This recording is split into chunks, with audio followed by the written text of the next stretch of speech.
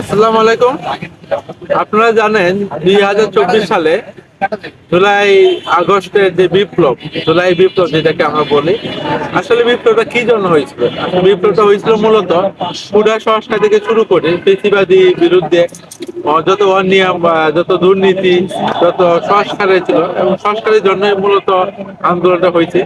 তো বিভিন্ন রাজনৈতিক প্রেক্ষাপট সহ এবং আইনের প্রতিদিনের সংস্কারের জন্য সংস্কার এবং পরিবর্তন হয়েছিল এই আন্দোলনের মূল শক্তি, যেখানে তৃণমূল পর্যায়ে সকল মানুষ এই আন্দোলনের সাথে যুক্ত হয়েছে এবং সকল শ্রেণী মানুষ, ছাত্র থেকে সকল জনতা, সকলে। তো আমরা দেখছি 5ই আগস্টের পর যে ডক্টর ইউনূস সাহেবের উনি যখন ক্ষমতায় আসলেন, উনি যে প্রতিশ্রুতি দিয়েছে প্রতিশ্রুতিটা ছিল যে সংস্কারের পরিবর্তন। তো উনি 18 মাসে উনি কি সংস্কার নিয়ে আসতো?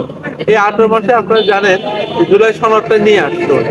তো 18 মাসে এই যে জুলাই সনদ জাতির সামনে উপস্থাপন করলো, তারই পরিপ্রেক্ষিতে বিভিন্ন রাজনীতি দলের ঐক্যমতের ভিত্তিতে এই গণভোট অনুষ্ঠিত হয়েছে। গণভোটটা অনুষ্ঠিত হয়েছে আপনার কিসের ভিত্তিতে? গণভোট অধ্যাদেশের ভিত্তিতে। এবং এরই পাশাপাশি আপনার ডক্টর ইউনূস সাহেব 133টা অধ্যাদেশ জারি করছে। হ্যাঁ, 133টা অধ্যাদেশ জারি করছে।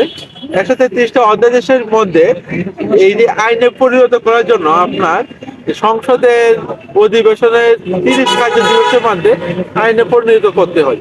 130 কার্য দিবসের মধ্যে এই সরকার প্রায় 98টি এই অধ্যাদেশ সরাসরি ওরা আপনার পক্ষে গেছে, যেটাকে তারা আইনে পরিণত করবে, তো প্রতিশ্রুতিবদ্ধ হয়েছে। তার পাশাপাশি 16টা অধ্যাদেশ গণভোট অধ্যাদেশ সহ আরো গুরুত্বপূর্ণ গুণ প্রতিরোধ এবং জাতীয় মানবাধিকার কমিশন সহ বেশ গুরুত্বপূর্ণ অধ্যাদেশগুলো তারা বাতিল করছে। যে কারণে আমরা দেখছি যে যদি গণভোট অধ্যাদেশ বাতিল হয়, তাহলে জুলাই সনদে আসলে কোনো অস্তিত্বই থাকে না। জুলাই সনদে বাস্তবায়নের রূপরেখা হচ্ছে গণভোট অধ্যাদেশের মাধ্যমে। আর গণভোট অধ্যাদেশ হচ্ছে জুলাই সনদে মা এবং বাপ। আপনি মা বাপকে যদি বাদ দিয়ে দেন, তাহলে জুলাই সনদ একদম এতিম হয়ে যায়।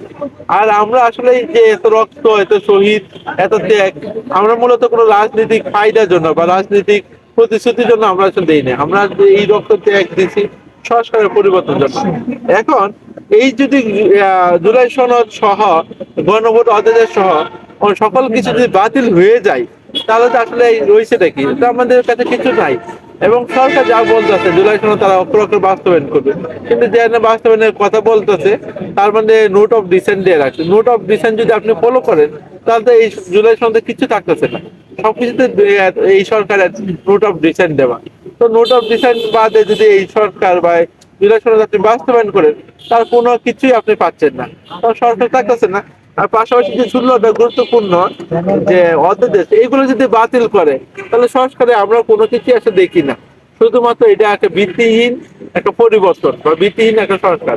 আর আমরা জুলাই যোদ্ধারা আসলে যে রক্ত দিচ্ছি, আমাদের সামাজিক মর্যাদা যদি বলেন, তাহলে জুলাই সনদের মধ্যে প্রতিষ্ঠিত।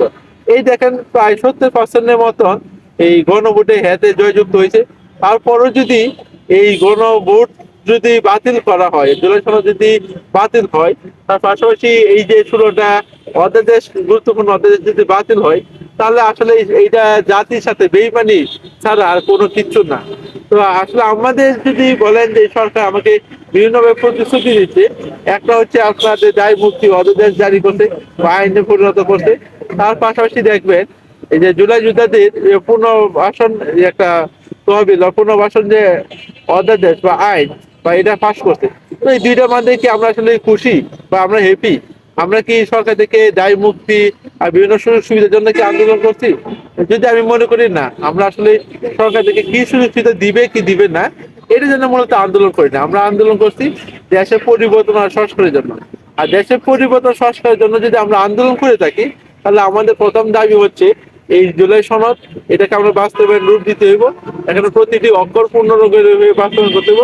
আর তারপর যে সংস্কারগুলো গুরুত্বপূর্ণ, গুম খুন সহ মানবাধিকার যে বিষয়গুলো, এইগুলোকে আপনার বাস্তবায়ন রূপ দিতে হবে। এই দিকগুলো বাস্তবায়ন রূপ দেওয়ার জন্যই আমাদের ঐক্যবদ্ধ হয়ে এই আমাদের আন্দোলন করতে হবে এবং আন্দোলনের মাধ্যমে আমাদের এগুলো প্রতিষ্ঠিত করতে হবে। কারণ আমরা দেখছি বিগত সালে বা বিগত এই বাংলাদেশের হিস্টোরিতে কোনো কিছুই আন্দোলন ছাড়া সম্ভব হয় নাই।